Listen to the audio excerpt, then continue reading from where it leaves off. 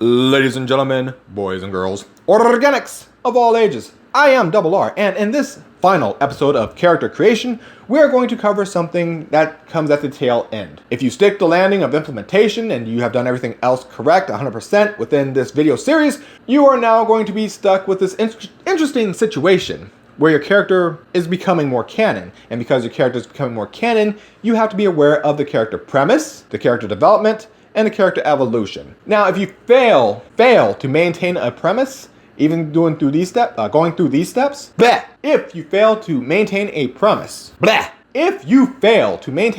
for the character, you will have what we will call this. Character assassination. So to understand where this is all coming from, go on. To understand where this is all coming from, character assassination happens in so many words because the premise has been destroyed. Let's define what premise is, development, and evolution, and then we'll go over how this happens and why you want to avoid this pretty much at all costs. Character premise. This is the bedrock, the foundation, the starting data of the character. This is the vitals, the morality, the experience, intelligence, power, gimmick, blah, blah, blah, blah, blah. You get it. This is the core seasoning that we were talking about. This is the core seasoning we were talking about a few episodes back. All right? All that together, all that when you create the character, that's your premise. The development side is taking a storyline and attacking one or multiple sides of said premise. Challenging their intellect, challenging their powers, challenging their morality or ethics, challenging their family life. You get the idea. The storyline itself has to attack a couple parts of the premise or a part of the premise, or else it is kind of a pointless story. Which leads to part 3, the evolution. The evolution happens as the fallout or the effects of the development side against the premise. Pretty much the development happens, the premise has been altered because of the evolution. The evolution happens, new premise is standing forward. Might be a change in ethics, might be a new piece of technology because of the intellect being challenged. You get the idea.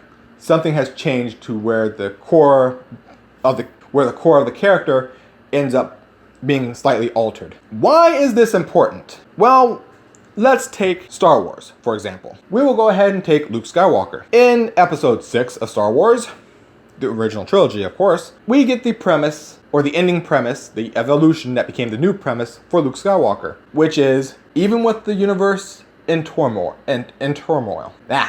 even with the universe in turmoil, Luke will sacrifice everything. He will put himself into the clutches of the Emperor, the darkness itself, because he sees a glimmer of light within his father, and he is determined to get the good person that was once his father back to the side of the light as opposed to the dark. That is his premise. That has been set. Fast forward to episode 7. The Disney trilogy. J.J. Abrams looks like he may have understood this to some degree, because Luke looked clean, pressed, crisp, looked like a Jedi Master would. So most of the fans were like, okay, they kind of bungled Solo a little bit. Han Solo, they bungled him, but they look like they got Luke's idea down. They seem to have him generally in a good, okay, we can work with this. Then comes The Last Jedi, aka episode 8. Rian Johnson went, nah, the premise is this. Luke, upon having a force vision of much darkness in Ben, decides to not try to pull his family back from the darkness. He decides to walk in there and turn on a lightsaber to kill him, but only stopping because he just realized he's trying to kill a younger person who's asleep. You know, trying to kill somebody in cold blood. That's the only reason why he stopped, but he was totally going to do it. So let's take a moment to pause here. We now have conflicting premises. The premises from episode 6 was Luke will walk himself into the darkness. He will sacrifice himself, go into the darkness to where he has no real hope of getting out of there. But he will go in there for the sole purpose of saving Anakin Skywalker, his father. Now, we know he succeeds. But the fact is, he did not know he would succeed. He was hoping beyond hope that he could. That was the premise in 6. But by the time it got to 8, the premise was, saw a lot of darkness, cut it out. Just cut it. Just end it there. Stop it. Don't pull them back from the darkness. Don't even try to pull them back from the darkness. Just end them. Just end them. So whenever any Padawan would get that kind of darkness, apparently Luke's just would go around killing them. Go figure. But that's the premise Rian Johnson put out there. Now some of y'all might be sitting there going, no, that was a flashback and yada yada. That's the point. It was a flashback. That makes it the premise. What we are dealing with now is the evolution. The development from the flashback was Ben losing his crap, and then Luke, aka Jake, because hey, Mark Hamill calls him Jake, I'm gonna call him Jake. Jake Skywalker screwed up and realized, oh, I got so many people killed because reasons. And now we have the evolution version, which is Mr. Blue Green Milk drinking, trying to be grumpy but playful but grumpy at the same time, losing every fight he pretty much gets into. Right. These are two conflicting premises here. So what was the developmental step that led to the evolution of Luke deciding to just kill anybody who had dark side leaning, blah, blah, blah, blah, knowing that it's supposed to be premise, development, evolution. And we have now two premises. I ask you, from these two premises, where is the development and evolution? Where is it? The evolution would be the part where the second premise would appear. The evolutionary part would have that second premise be the new step, right? Well, where is the development part? What led Luke to the point where he goes, I sense much darkness in Ben Solo. Instead of training him and trying to pull him away from the darkness and keeping a grasp of the light like he did for Anakin Skywalker. Instead of all that, maybe kill him would be easier. Maybe killing him would be better. I think killing him would be better. Where's the developmental step for that? Well, you gotta get the no. When people watch the movies, if they get all nine movies and they sit down and they decide to do it like Lord of the Rings style and go straight through from 1 to 9, if they go straight through it like a hot knife through butter, they're going to be so confused by the time they get to 8 just because you've wrecked the premise of Luke. You've totally destroyed it. 1 through 3 was Sheev Palpatine and Anakin Skywalker's story of how they became the Emperor and Vader. That's their story from 1 through 3. 4 through 6 is Luke trying to redeem his father. Then through 7 through 9, it's Rey. Okay. But when you look at Luke's arc, again, from 6 to 8, you look at that. His premise goes from trying to convert someone from the Sith to the Jedi and put himself in the biggest danger possible by walking into the darkness. Nah, when it comes to 8, kill him. I don't need to do any type of sacrifice. Just gonna murk the kid. Because that makes perfect sense. I ask again, where is the developmental step? Within the context of the movies, where is it? If I have to go out and get a comic, if I have to go out and get War and Peace to find out what happened to Luke that had him suddenly change his whole premise, you done goofed. Because even in the terms of the movies themselves, they tell you what's going on enough to where you understand the character's premises. As it progresses, you know where the premise is, you see the development happening, and then when you get to the evolution, you're like, like it almost makes perfect sense. For what I mean by this, I will speed you through Anakin all the way up through 6. I will speed you through Anakin real quick. Anakin's a kid, a mechanic. Yes?